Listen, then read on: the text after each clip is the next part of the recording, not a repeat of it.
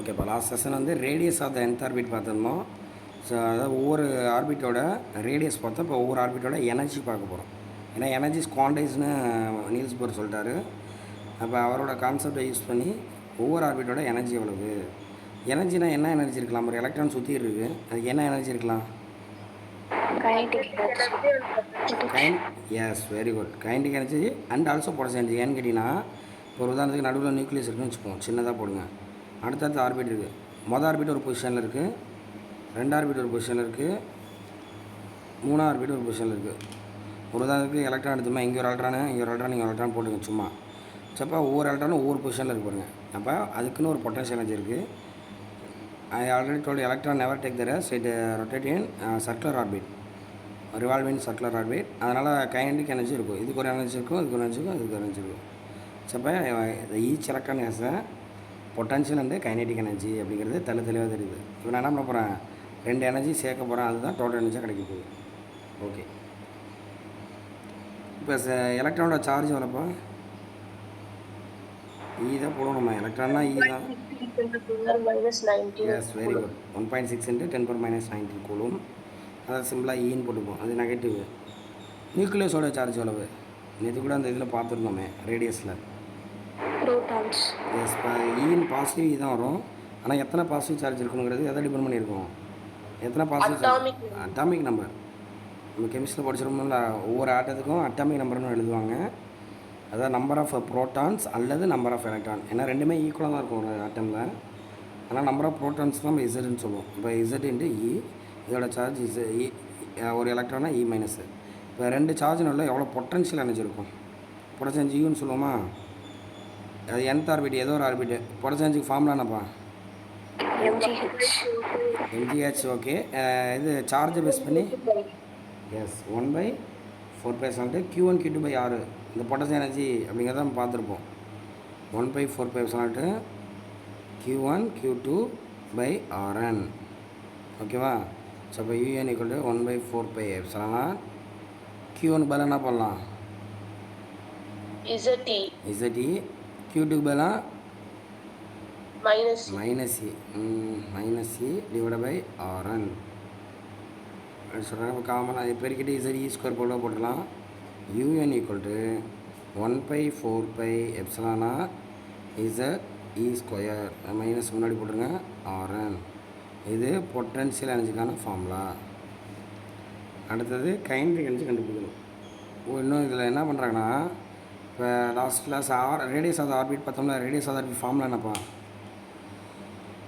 Rn = ε0/πm(e²n²/z). Very good, excellent. எக்ஸலன்ட்னு h² πme². இது கான்ஸ்டண்ட்டாக வச்சுப்போம். இன்னொன்று வந்து n²/zன்னு வரும். இதெல்லாம் மறக்கக்கூடாது. மறந்துட்டா கூட Rn(n²) மைண்டில் ஞாபகம் வச்சு. உன் டவுட் ஒரு n²/z z/n² வரும். Rn(n²) நம்ம படிச்சிருக்கோம், அதை பார்த்து. இது Rnக்கான ஃபார்முலா. இதை கொண்டு வந்து இதில் சப்ஸ்டிட் பண்ணுவேன்.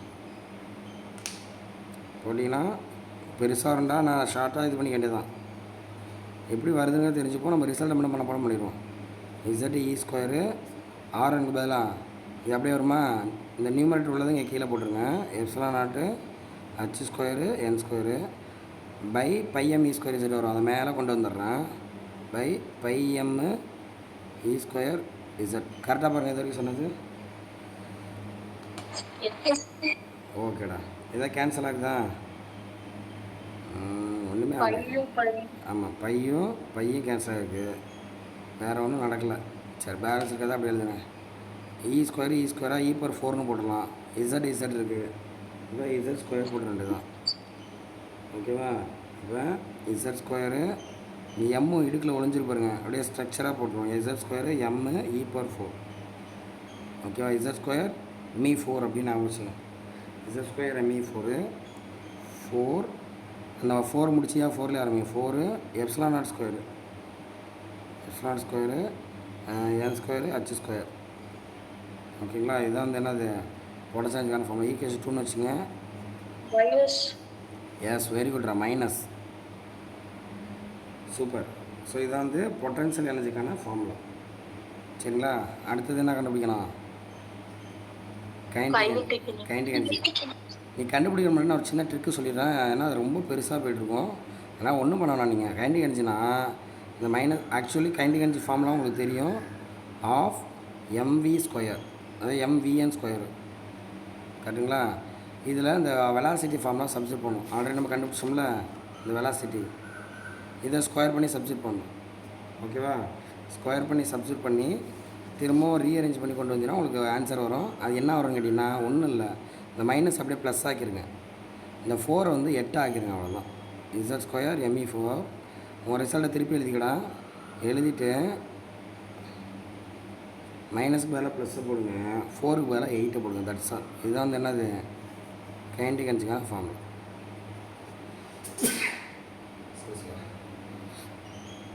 புரியுதாடா? மைனஸ்க்கு மேலே ப்ளஸ்ஸு, 4க்கு மேலே 8 அப்படியே முடிச்சுக்க வேண்டியதான். இல்லை சார் எனக்கு இது எப்படி வந்துச்சுன்னு தெரியணும் சார் அப்படின்னு நீங்கள் ஆசைப்பட்டீங்கன்னா ஆஃப் MVN ஸ்கொயரு அப்படின்னு இருக்குது. நிறைய பண்ணிடுவோம், அது ஒன்றும் பெருசு இல்லை. ஆனால் அங்கே டைம் வேஸ்ட் ஆகும் உனக்கு, அதுக்காக தான். ஆஃப் MVN ஸ்கொயரு 1/2 M அப்படி இருக்கட்டும். VN பதில் என்னமா இருக்குது பார்த்து சொல்லுங்கள் புக்கில்.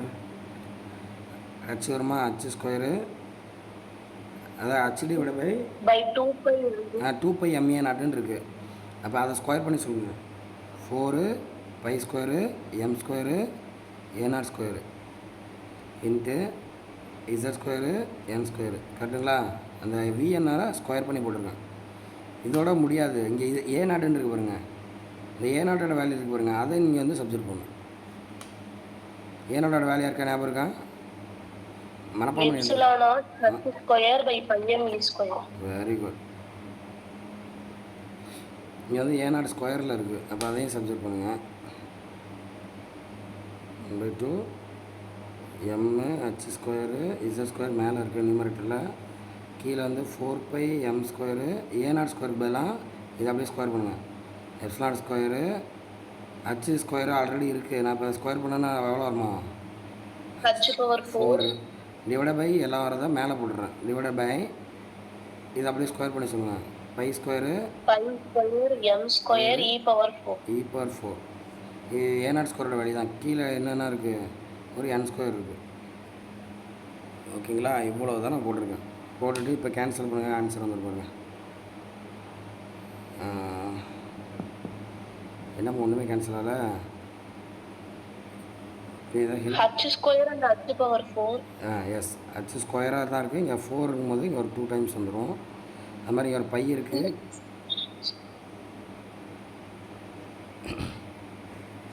அது மாதிரி இங்கே 4π M ஸ்கொயர் தான்டா இருக்குது. 4π ஸ்கொயர் M ஸ்கொயர் தான். நான் தான் தப்பு பண்ணிட்டு 4π ஸ்கொயர். இப்போ பை ஸ்கொயரும் பை ஸ்கொயர் கேன்சல் ஆகிடுச்சு. வேறு M ஸ்கொயரும் வெரி குட்மா. M square cancel. அவ்வளோதான் நினைக்கிறேன். மீதாக இருக்கிற பாருங்கள் Z ஸ்கொயர் ME⁴. 2 × 4 8 போடுங்க.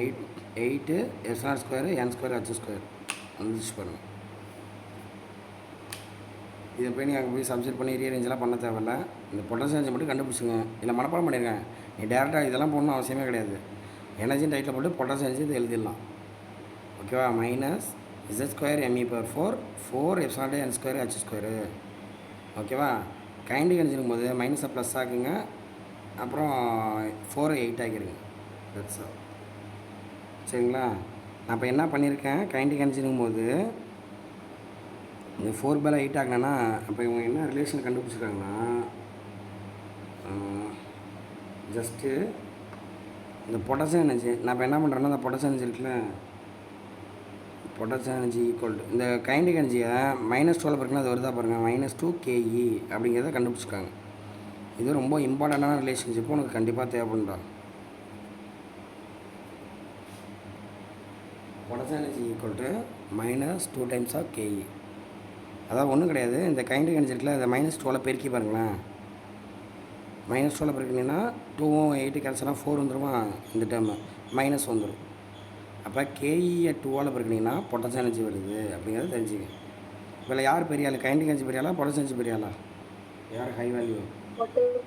எஸ், பொட்டன்ஷியல் தான் பெரிய ஆள். ஏன்னா கைண்டிக் எனர்ஜியை விட 2 டைம்ஸாக இருக்குது அப்படிங்கிறத தெரிஞ்சுக்கிறோம். அதுவும் -2 டைம்ஸ் போடணும், அப்போ தான் அந்த ஆன்சர் வரும். ஸோ அதனால் தெரிஞ்சுங்க. அப்போ பொட்டன்ஷியல் எனர்ஜி தெரிஞ்சுக்கிட்டோம், கைண்டிக் எனர்ஜி தெரிஞ்சுக்கிட்டோம். இப்போ நம்மளோட எய்ம் என்னது, டோட்டல் எனர்ஜி கண்டுபிடிக்கணும்.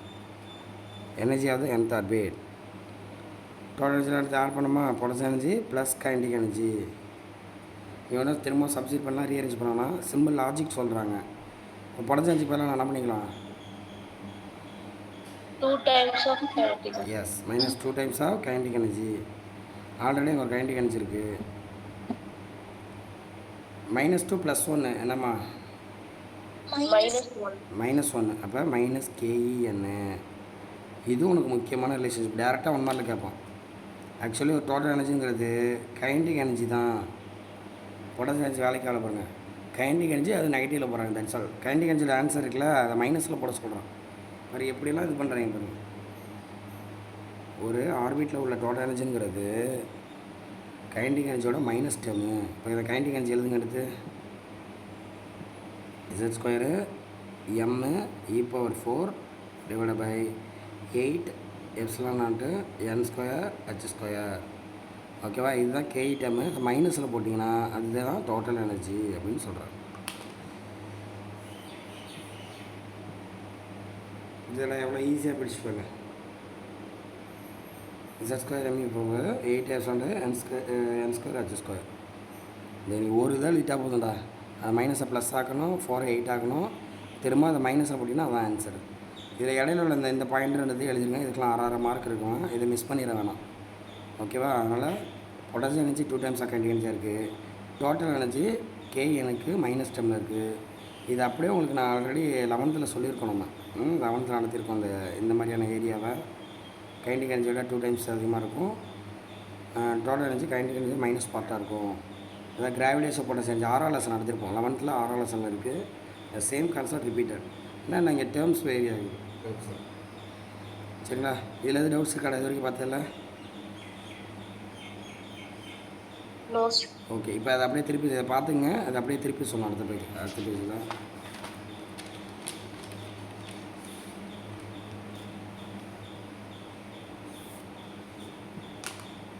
இப்போ டோட்டல் எனர்ஜிங்கும் போது Z² m e⁴ இருந்துச்சு.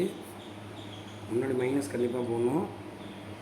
8 ε0² n² h². இதுலேயுமே என்ன பண்ணுறோம், கான்ஸ்டன்ட்லாம் முன்னாடி போடுங்க, மற்ற வேரியபிளை பின்னாடி வச்சுங்க. மைனஸ் தனியாக இருக்கட்டும். m e⁴ / 8 ε0² h². இதெல்லாம் இருக்கட்டும். இந்த side Z² / n².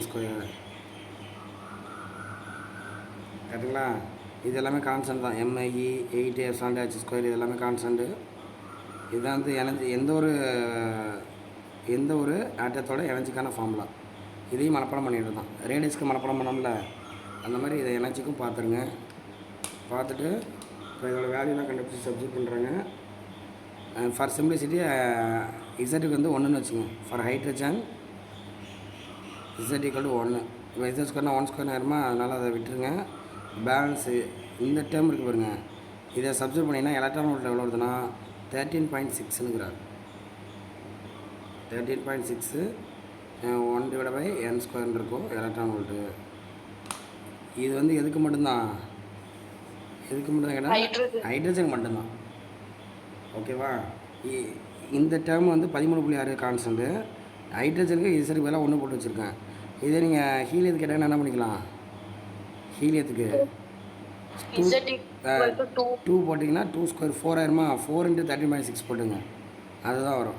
4 × 13 approximately 52 something வரும். 53ல் போயிடும். ஓகேவா, அப்படி வந்துடும் ஆன்சர். ஸோ இதுதான் ஸ்டாண்டர்டான ஃபார்முலா, முக்கியமான ஃபார்முலா.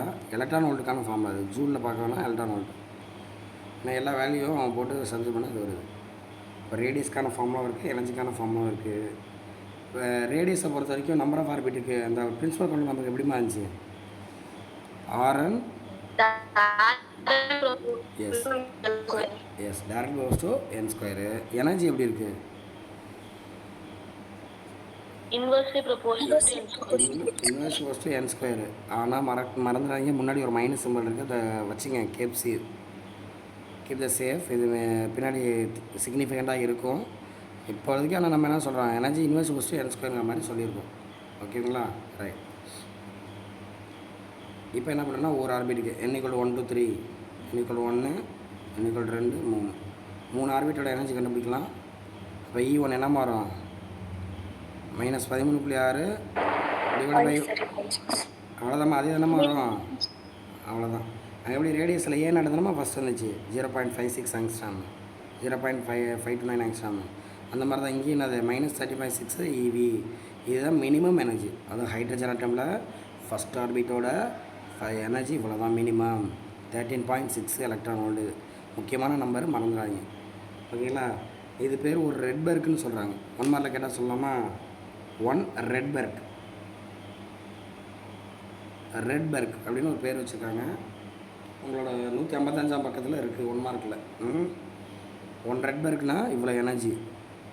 ஒவ்வொரு எனர்ஜிக் டேர்ம்ஸ் ஒரு ஜூல்னா எத்தனை எலக்ட்ரான் வோல்ட் அந்த மாதிரிலாம் சொல்கிறோம்ல, ஒரு கலோரின்லாம் சொல்கிறோம். அது மாதிரி 1 ரெட்பெர்க்னா இவ்வளோ எனர்ஜிமா -13.6 எலக்ட்ரான் வோல்ட்டு. இதுதான் ஒரு ஆர்பிட்டோட மினிமம் எனர்ஜி. அடுத்து E2 போடுங்க.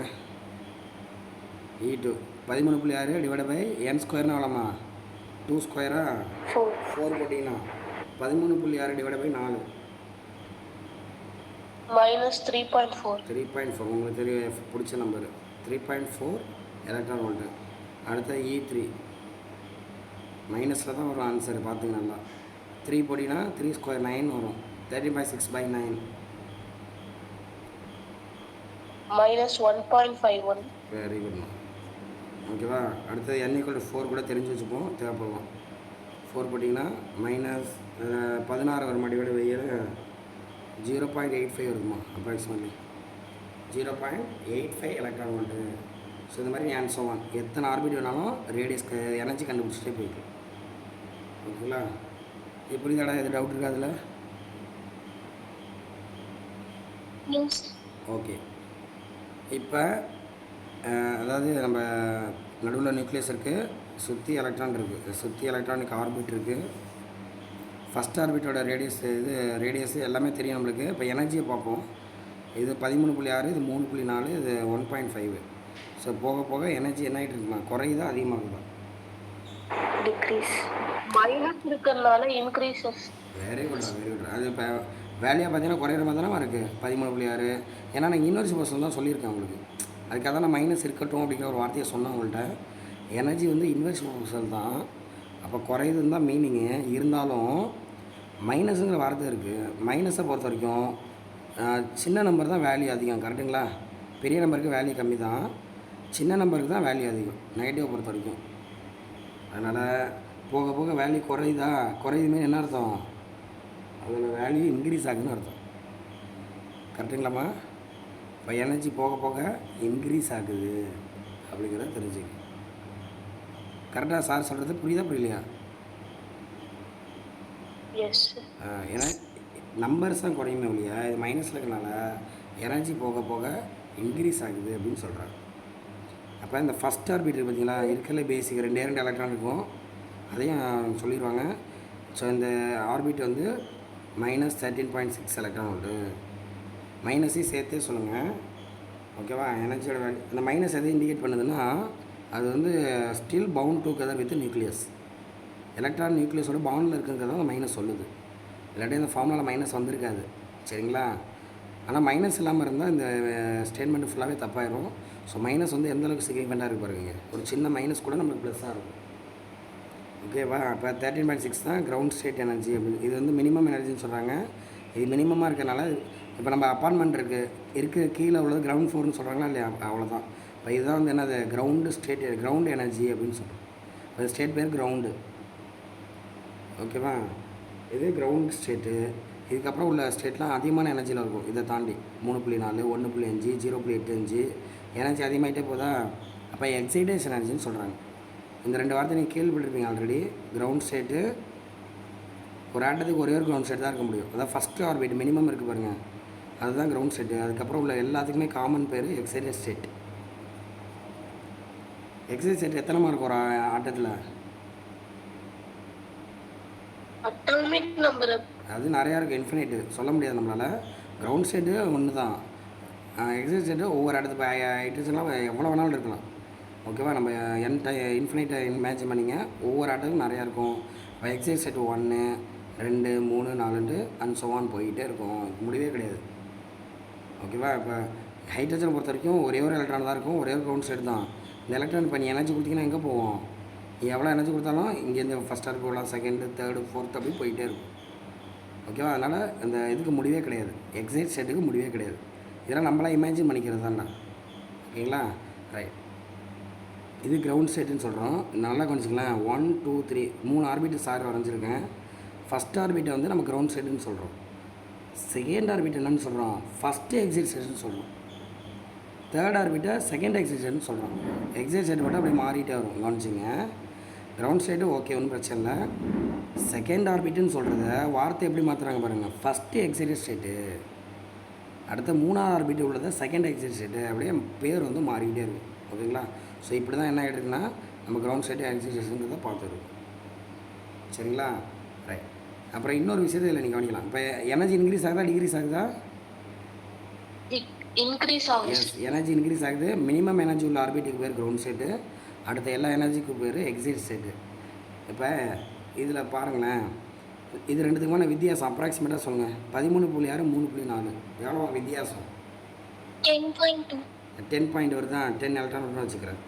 அடுத்தது இது ரெண்டுத்துக்கு வித்தியாசம் பாருங்கள். அடுத்த ரெண்டுத்துக்கு வித்தியாசம் பாருங்கள்.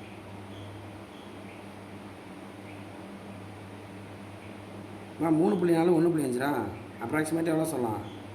அப்ராக்சிமேட்டாக சொல்லணும். 1.5 வச்சுக்கிறேன் வேணாம். 1.5 3.0 தான் வருமா? 1.6 வச்சுக்குவா. 6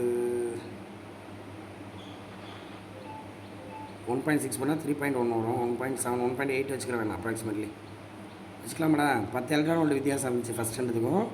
எங்கே படிச்சு பாருங்கள், 2 3 4 அப்படி இருந்தால் கூட பரவாயில்ல. 1.8 தான் வந்துருக்கு. இது ரெண்டுத்துக்கு வித்தியாசம் அப்ராக்சிமேட்டாக பாருங்கள். 0.0 படிச்சு பாருங்கள். ஓகே, 1.5 0.8 0.7 அப்ராக்சிமேட்டாக தான் போடுறது. ஓகேவா? மொதல் 2 ஆர்பிட் வித்தியாசம் 10, அடுத்த 2 ஆர்பிட் 1.8, அடுத்தது 0.7. அப்புறம் என்ன போனால் 0.1 வரும், அப்புறம் 0.0 வரும், அப்புறம் 0.00 அப்படியே வித்தியாசம் குறைஞ்சிட்டு போய் கடைசியில் வித்தியாசமே இல்லாமல் போயிடும். 0 தான் வித்தியாசமே இருக்கும். புரியுதா சார் என்ன சொல்கிறேன்னு? இதுலேருந்து நீங்கள் என்ன சொல்லலாம்? இப்போ போக போக என்ன ஆகிட்டு இருக்குது? எனர்ஜி கேப் என்ன ஆகிட்டு இருக்குது? டிகிரிஸ் குறைஞ்சிட்டே வருது. எஸ், நல்லா வார்த்தையை கவனிச்சிங்க. இப்போ நான் ஆர்பிட் இன்க்ரீஸ் பண்ணிட்டு அப்புறம் 1 2 3 4 5ன்னு number principal quantum number increase ஆகுது. Energy increases. கரெக்டுங்களா? Energy increases but energy difference. இந்த வார்த்தையை எழுதி வச்சுக்கோங்க, உங்களுக்கு இது பின்னாடி யூஸ்ஃபுல்லாக இருக்கும். எனர்ஜி இன்க்ரீசஸ், எனர்ஜி டிஃப்ரென்ஸ் என்னமாக்குது? Decrease. That's all. Very good. Energy increase ஆகும், எனர்ஜி டிஃப்ரென்ஸ் வந்து டிக்ரீஸ் ஆகும். டிஃப்ரென்ஸு டிக்ரீஸு அப்படிங்கிறத ஞாபகம் வச்சுக்கோங்க. அப்போ இது வரைக்கும் நம்ம இப்படி வரைஞ்சிருக்கோம். நம்ம எப்படியே வரைஞ்சிருக்கேன், நடுவில் நியூக்ளியஸை போட்டு ஆர்பிட்லாம் ஸ்டேபிளாக போட்டுருக்க பாருங்க, கேப் ஒரே மாதிரி வச்சுருக்க பாருங்க. இது தப்பு. நான் சார் இவ்வளோ நேரம் வரைஞ்சி இப்படி தப்புன்றீங்க. ரேடியஸ் அதிகமாகிட்டே போகணுங்கிறது உண்மை.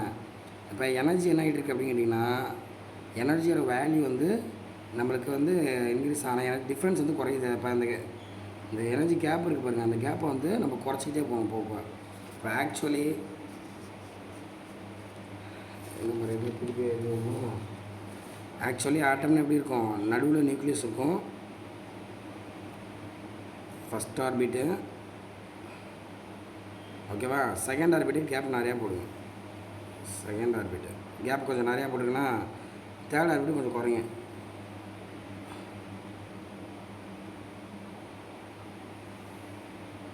கொஞ்சம் ரவுண்டாக தான் போகணும், நீங்கள் கொஞ்சம் பார்த்து பாட்டுங்க. ஓகேவா? ஃபஸ்ட்டு தேர்ட் ஆர்பிட்டு கொஞ்சம் கேப் குறைஞ்சிருச்சு பாருங்கள். இதை விட கம்மியாக ஃபோர்த் ஆர்பிட்டு.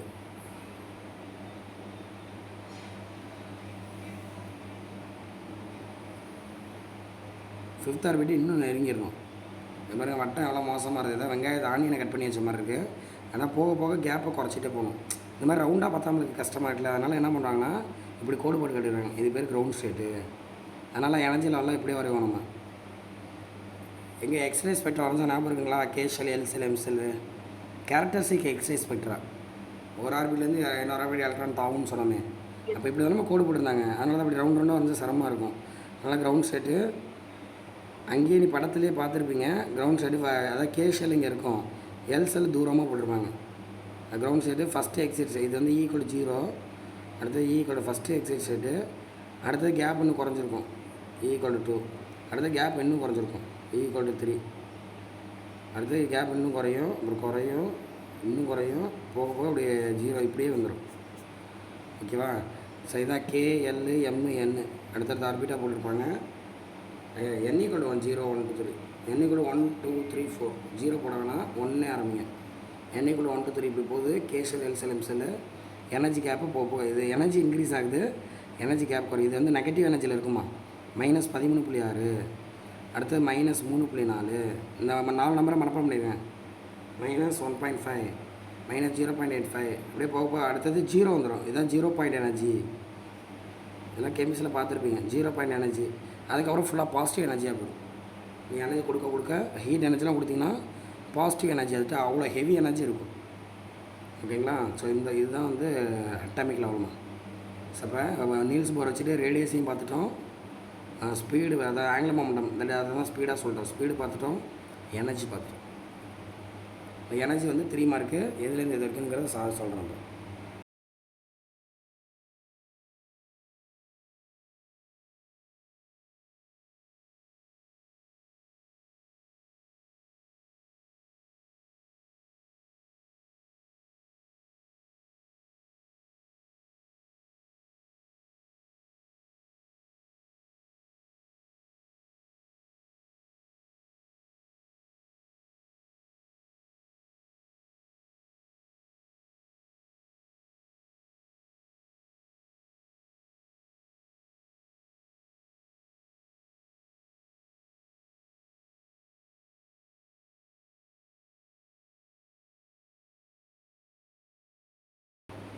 இதுக்கு டயக்ராமாக கிடையாது, 3 மார்க் கேட்டால் ரொம்ப ஈஸி. ஆனால் நான் இந்த பாயிண்ட்டை கண்டிப்பாக எழுதணும். அதுக்கு 1/2 மார்க் இருக்குது. ஏன்னா ஆர்எனை சப்ஜெக்ட் பண்ணால் இந்த ஆன்சர் வரும். இதை மறக்காமல் எழுதி விட்ருங்க. அது மாதிரி கைண்டிக் எனர்ஜி ஃபார்மில் ஆஃப் இன்ச் ஸ்கொயர் நீங்கள் எழுதிட்டு தான் ஆன்சர் எழுதணும். அப்புறம் அந்த பொட்டன்ஷியல் எனர்ஜி வந்து 2 டைம்ஸ் கைண்டிக் எனர்ஜி அதெல்லாம் தெரிஞ்சு வச்சுங்க. எனர்ஜி வந்து டோட்டல் கைண்டிக் எனர்ஜியோட -10 போடணும். இதெல்லாம் 1 மார்க்கு தேவைப்படும். 1 மார்க்கில் கண்டிப்பாக யூஸ்ஃபுல்லாக இருக்கும் இதெல்லாம். ஓகே, இதில் எது டவுட்ஸ் இருக்கா உங்களுக்கு? சார், நம்ம வந்து எனர்ஜி வந்து ஆர்பிட் வைஸ் நம்பரா பாக்குறப்ப மைனஸ் இருக்கு, அதனால நம்பர் குறைஞ்சு இன்க்ரீஸ் ஆகுது அப்படின்னு. ஆமாம், எனர்ஜி இன்க்ரீஸ் ஆகுதுடா. இப்போ நம்ம டோட்டல் எனர்ஜியை பொறுத்த வரைக்கும் n இன்க்ரீஸ் ஆனால் எனர்ஜி இன்க்ரீஸ் ஆகிட்டே போகுதுன்னு சொல்லியிருக்கோம். ஏன்னா அது -10 இருக்கிறதுனால. இதே மாதிரி இந்த பொட்டன்ஷியல் எனர்ஜி பாருங்கள், பொட்டன்ஷியல் எனர்ஜி -10 தான் இருக்குது. அப்போ அது n² இன்வெர்ஸ் பர்சனல் தான். இப்போ n இன்க்ரீஸ் ஆனால் பொட்டன்ஷியல் எனர்ஜி இன்க்ரீஸ் ஆகும். ஏன்னா கேப் அதிகமாகுதுல, ஐயூன்னு போடுறேன். n இன்க்ரீஸ் ஆனால் பொட்டன்ஷியல் எனர்ஜி அதிகமாகும். ஆனால் கைண்டிக் எனர்ஜி வந்து பாசிட்டிவ் டேர்மாக இருக்குது பாருங்கள். Kinetic energy positive term. அப்போ n இன்க்ரீஸ் ஆனால் கைண்டிக் எனர்ஜி குறையும். ஓகேவா? அப்போ நம்பரை n இன்க்ரீஸ் ஆக பொட்டன்ஷியல் எனர்ஜி இன்க்ரீஸ் ஆகுது, கைண்டிக் எனர்ஜி டிக்ரீஸ் ஆகுது. ஆனால் நமக்கு நெட் எஃபெக்ட் என்னென்னு கேட்டிங்கன்னா டோட்டல் எனர்ஜி இன்க்ரீஸ் ஆகுது. டோட்டல் எனர்ஜி இன்க்ரீஸ் ஆகுது அப்படிங்கிறத சொல்கிறேன். n இன்க்ரீஸ் ஆனால் டோட்டல் எனர்ஜின்னு போடவா, ஐ வந்து இன்க்ரீஸ். இது 3 டைமே நோட் பண்ணிக்கடா. பொட்டன்ஷியல் எனர்ஜி இன்க்ரீஸ் ஆகும், டோட்டல் எனர்ஜி இன்க்ரீஸ் ஆகும், கைண்டிக் எனர்ஜி குறையும். ஏன்னா அது பாசிட்டிவ் டேர்மில் இருக்குது. இப்போ நீங்கள் அதை கம்பேர் பண்ணும்போது பொட்டன்ஷியல் எனர்ஜி பெரிய ஆளா கைண்டிக் எனர்ஜி பெரிய ஆளான்னு பார்த்தீங்கன்னா யாருமா பெரிய ஆள், பொட்டன்ஷியலாக கைண்டிக்கா? அதனால அதோட ரிசல்ட் தான் நம்மளுக்கு வருது பாருங்கள். பொட்டன்ஷியலோட ரிசல்ட் தான் டோட்டல் எனர்ஜியாக வரும். பொட்டன்ஷியல் எனர்ஜி கண்டிப்பாக என்ன ஆகும், இன்க்ரீஸ் ஆகும். அந்த மாதிரி டோட்டல் எனர்ஜி இன்க்ரீஸ் ஆகுது. கைண்டிக் எனர்ஜி ஜஸ்ட் 1 பார்ட், அவ்வளோதான். அதை நம்ம கைண்டிக் எனர்ஜியோட மைனஸ் பார்ட்டு ரிசல்ட் இருக்குது, கம்பேர் பண்ணி தான் கட்டுறாங்க. நம்ம அதை கன்சிடர் பண்ண வேணாம். கைண்டிக் எனர்ஜி தான் டோட்டல் எனர்ஜியாக இருக்கே சார் அப்படின்னு கன்சிடர் பண்ணிக்கோனா, கைண்டிக் எனர்ஜிலாம் மைனஸ் எழுந்துருதுல்ல, அதனால் அதை நம்ம ஞாபகம் வச்சுக்கிட்டு தான். ஓகே தானடா? இவெல்லாம் நம்ம டெரைவ் பண்ணதை அந்த எனர்ஜிலாம் சொன்னோம்ல, ஃபஸ்ட் ஆர்பிட் எவ்வளோ எனர்ஜி, செகண்டு தேர்டு அதெல்லாம் பார்த்தோம்ல, அது அழகாக போட்டுருக்காங்க பாருங்க. First orbit, second, third, fourth, fifth. அது மாதிரி அந்த எலக்ட்ரான் வந்து வேவ் நேச்சரில் அப்படி தான் சுற்றும் நம்மளுக்கு தெரியும். இதெல்லாம் நீங்கள் வரைய தேவையில்ல, ஆனால் இதில் தான் கான்செப்டே இருக்குது, தெரிஞ்சுக்கிட்டு தான். ஃபஸ்ட் ஆர்பிட் இங்கே இருக்குது, செகண்ட் ஆர்பிட் எங்கேயோ போயிருக்கு பாருங்கள். கேப்பு பார்த்தீங்கன்னா 1 கிலோமீட்டர் இருக்குது, அவ்வளோ பெரிய கேப்பு இருக்குது. ஓகேவா? அடுத்து தேர்ட் ஆர்பிட் கொஞ்சம் பக்கத்தில் இருக்குது பாருங்கள். ஃபோர்த் ஆர்பிட் ரொம்ப பக்கமாக இருக்கும், போக போக குறைஞ்சிட்டே போகும். அடுத்த இன்ஃபினிட்லாம் போயிட்டிங்கன்னா 0 டிஃப்ரென்ஸ் தான். அப்போ 1க்கு மேலே 1 இருக்கிற மாதிரியே காட்டிடுறாங்க. ஓகேவா? அப்புறம் நம்ம அந்த இதோட எனர்ஜி இந்த பண்ணி, இது வந்து கிரவுண்ட் ஸ்டேட்டு, இது உள்ளது எல்லாமே எக்ஸைட்டட் ஸ்டேட்டு. இது வரைக்கும் எலக்ட்ரான் நார்மலாக வேலன்ஸ் எலக்ட்ரானாக இருக்கும். இன்னும் எனர்ஜி கொடுத்து பாசிட்டிவ் எனர்ஜி ஆகிடுச்சுன்னா ஃப்ரீ எலக்ட்ரானாக மாறிடும். ஒரு டவுட் இருக்குமே எப்பொழுதும், வேலன்ஸ் எலக்ட்ரான் என்ன, ஃப்ரீ எலக்ட்ரான் என்னன்னு ஒரு டவுட் இருக்கும். இந்த மாதிரி கடைசி எக்ஸைட்டட் ஸ்டேட்டில் உள்ளதுக்கு பேர் ஃப்ரீ எலக்ட்ரானு. நீங்கள் எனர்ஜி கொடுத்தீங்கன்னா அது இன்னும் என்ன பண்ணிடும், பாசிட்டிவ் எனர்ஜி ஸ்டேட்டுக்கு வந்துடும், வெளியில் வந்துடும். தட் மீன் அது பேர் தான் ஃப்ரீ எலக்ட்ரான்னு சொல்கிறாங்க. ஓகேங்களா? எனர்ஜி பாருங்கள் 13.6, 3.4, 1.5, 0.85, போக 0.5. இந்த மாதிரி ஒவ்வொரு ஆர்பிட்டோட வேல்யூ கொடுத்துருக்காங்க. அதை ஜூல் கரஸ்பாண்டிங் ஜூல் வேல்யூ கொடுத்துருக்கா பாருங்க. 21.6 இன்ட்டு 10⁻⁻19 ஜூலு, 5.4, 2.4 ஜூல்லையும் நம்ம ஞாபகம் வச்சுக்க வேண்டியது தான். ஓகேங்களா? ஸோ இந்த மாதிரி கொடுத்துருக்காங்க, ஜஸ்ட் பார்த்துக்குறோம். இப்போ இதுலேருந்து இந்த 2 சம் இருக்குன்ற அதெல்லாம் நாட் இம்பார்ட்டண்ட்டு. வேறு என்ன சொல்லியிருக்காங்கன்னு கேட்டிங்கன்னா, இந்த பேஜில் ஒரு 4 2 மார்க் இருக்குது, 158.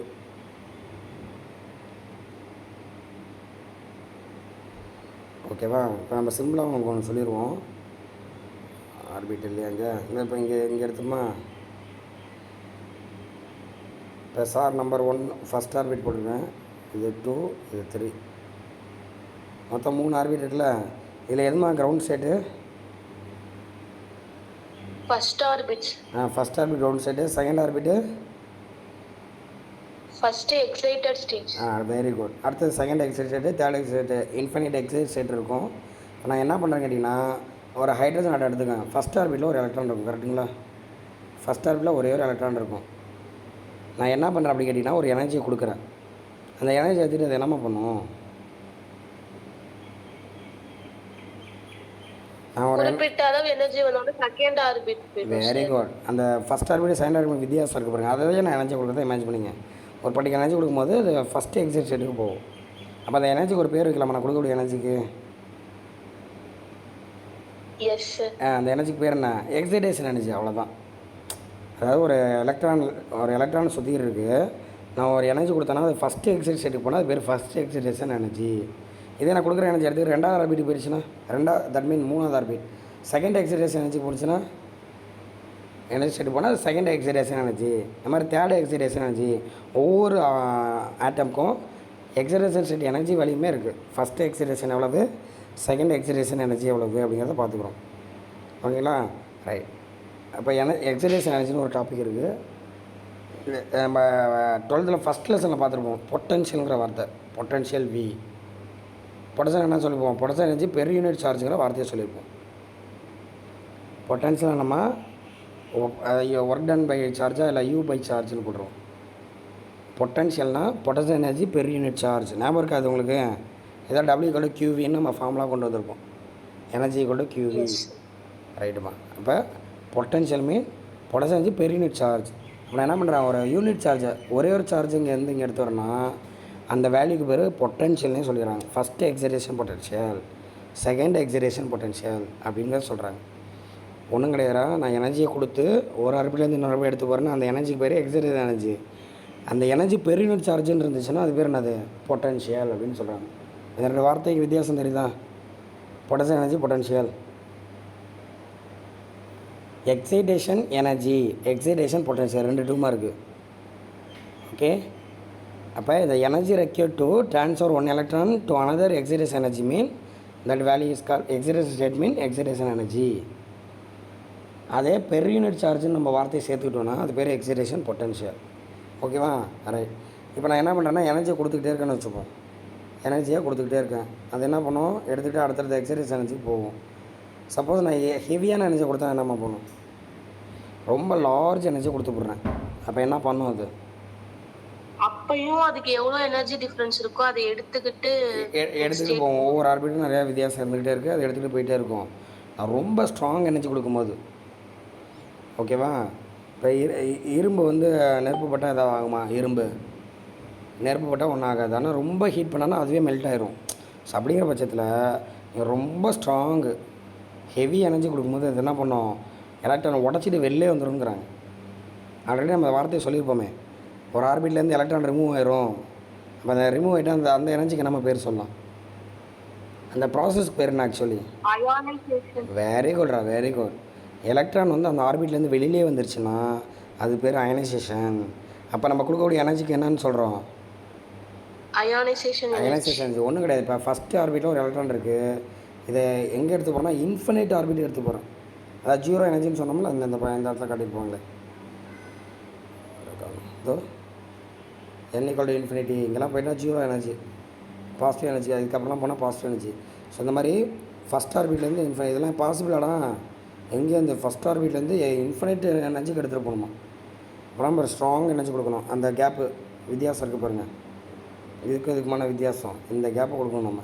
ஸோ அந்த அளவுக்கு ஸ்ட்ராங் எனர்ஜி கொடுத்தோன்னா இட் டிஎஸ் ஆட்டம் எலக்ட்ரான் பிச்சுட்டு வெளில வந்துடும்.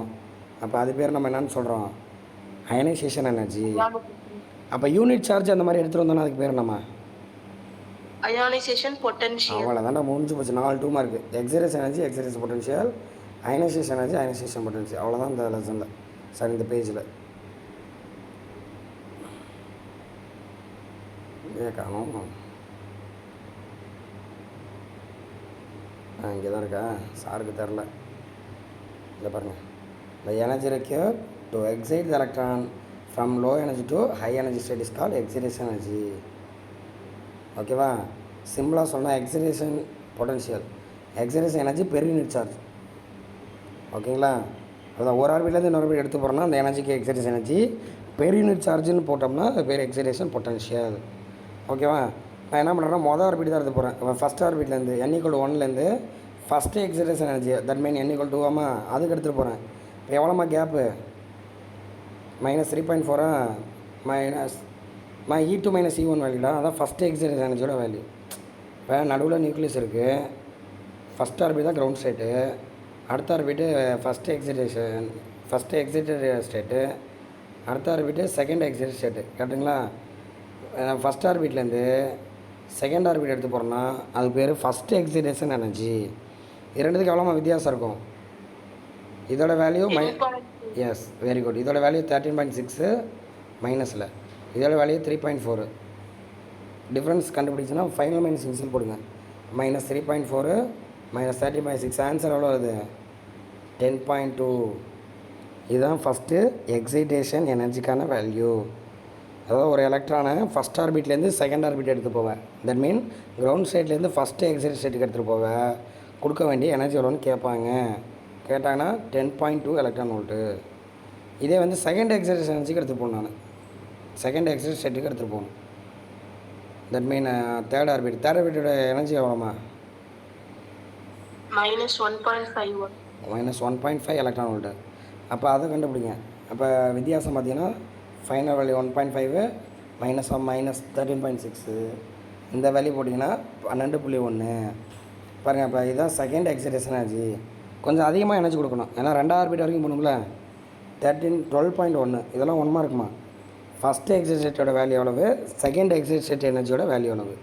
இதே மாதிரி தேர்ட் எடுக்கும்போது கண்டிப்பாக என்ன ஆகும், 12 விட அதிகமாக தான் வரும். ஸோ மாதிரி எனர்ஜி அதிகமாக கொடுக்க அடுத்தடுத்த ஆர்பிட் அது போயிட்டே இருக்கும் அப்படின்னு சொல்கிறாங்க. ஓகேவா, இதே ஹெவியான எனர்ஜி கொடுத்தீங்கன்னா இதில் போயிட்டு நீ 50 எலக்ட்ரான் வோல்ட்டு 60 எலக்ட்ரான் வோல்ட்லாம் கொடுத்தீங்கன்னா உடச்சிட்டு வெளில வந்துடும், இன்ஃபைனைட் இதுக்கு வந்துடும். அப்போ அது பேர் என்னது, அயனைசேஷன் எனர்ஜி. இந்த பாருங்கள், minimum energy required to remove the electron from atom from its ground state is called ionisation energy. இன்னொரு பேர் வந்து பைண்டிங் எனர்ஜி. ஏன்னா என்ன பண்ணியிருக்கு, பைண்டாக இருக்கலாம், நம்ம எனர்ஜி கொடுத்தா வெளில வருதுல்ல, அதனால் அது பேர் என்னது, பைண்டிங் எனர்ஜின்னு கூட சொல்கிறாங்க. அதை எப்படி கண்டுபிடிக்கிறான் பாருங்கள். ஃபைனல் மைனஸ் இனிஷியலாக ஃபைனல் வந்து இன்ஃபினிட்டி தான், இனிஷியல் வந்து E1 போடுறீங்க, போட்டிங்கன்னா 13.6. அப்போ ஃபஸ்ட் ஆர்பிட் உள்ள எலக்ட்ரானை உடைக்கணும்னா நம்ம எவ்வளோ எனர்ஜி கொடுக்கணும், 13.6 எலக்ட்ரான். எஸ், இதே மாதிரி நீ எந்த ஆர்பிட் வேணால் கண்டுபிடிங்க. செகண்ட் ஆர்பிட்னா E∞ -E2, இது மாதிரி E3 E4, nth ஆர்பிட்னா En போடுறாங்க. ஸோ இதுதான் வந்து ஜென்ரல் ஃபார்முலா. ஜஸ்ட்டு பார்த்து வச்சுங்க. இந்த எனர்ஜியை கொடுத்தோம்னா என்ன ஆயிரும், எலக்ட்ரான் உடச்சிட்டு வந்துடும். அது பெர் யூனிட் சார்ஜ்னு போட்டாங்கன்னா அதாவது இது பேர் ionisation energy, per unit charge போட்டாங்கன்னா அயனைசேஷன் பொட்டன்ஷியல். 4 2 மார்க் பார்த்தீங்க. நமக்கு எனர்ஜி கண்டுபிடிச்சோம்ல, ஃபஸ்ட்டு எக்ஸைட்டேஷன் எனர்ஜி எவ்வளோமா, first excitation energy 10.2 electron volt. அப்போ ஃபஸ்ட்டு எக்ஸைட்டேஷன் பொட்டன்ஷியல்னு கேட்டாங்கன்னா /E போடணும், அவ்வளோதான். பெர் யூனிட் சார்ஜ் தானே, இப்போ E கேன்சல் ஆச்சுன்னா 10.2 வோல்ட்டு தான் வரும். இது மாதிரி செகண்ட் எக்ஸைட்டேஷன் எவ்வளோமா, செகண்ட் எக்ஸைட்டேஷன் எனர்ஜி 12.1 எலக்ட்ரான், அவ்வளோதான். அப்போ 12.1 /E போட்டிங்கன்னா 12.1 தான், அவ்வளோதான். இப்போ எனர்ஜியாக சொன்னால் ஈவியே சொல்லுவீங்க, பொட்டன்ஷியலாக சொன்னால் ஈயை தூக்கிட்டு சொல்லணும், தட்ஸ் ஆல். ஓகேவா, அப்போ நம்ம ஆட்டத்தை சுற்றி நிறைய எக்ஸைட்டேஷன் எனர்ஜி இருக்குது, அந்தந்த எனர்ஜி எடுத்து போக இவ்வளோ தான் தரணும்னு தெரியும். இதெல்லாமே பார்த்தீங்கன்னா ஹைட்ரஜனுக்கு தான் நான் சார் சொல்லியிருக்கேன். இந்த மாதிரி ஹீலியத்துக்கு மாறும், கால்சியத்துக்கு மாறும், சோடியத்துக்கு மாறும். அப்போ நீங்கள் என்ன பண்ணணும், அந்த எனர்ஜியை கண்டுபிடிச்சா தான் கொண்டு வர முடியும். நீர்ஜையெல்லாம் அந்த மாதிரி தான் கேட்பாங்க. நம்ம ஹைட்ரஜன் படிச்சிருவோம், அவன் ஹீலியத்துக்கு கேட்பான். அப்போ நீ என்ன பண்ணணும், ஹீலியத்துக்கு முதல்ல எனர்ஜியை கண்டுபிடிக்கணும். E1 E2 E3 அந்த வேலையெல்லாம் கண்டுபிடிச்சிட்டு அதை வச்சுட்டு என்ன பண்ணுவான், எக்ஸரேஸ் எனர்ஜி அயனைசேஷன் எனர்ஜிலாம் நீ கண்டுபிடிச்சி சொல்லணும். ஓகேவா? இதில் எதுவும் டவுட்ஸ் இருக்காடா உங்களுக்கு? No sir.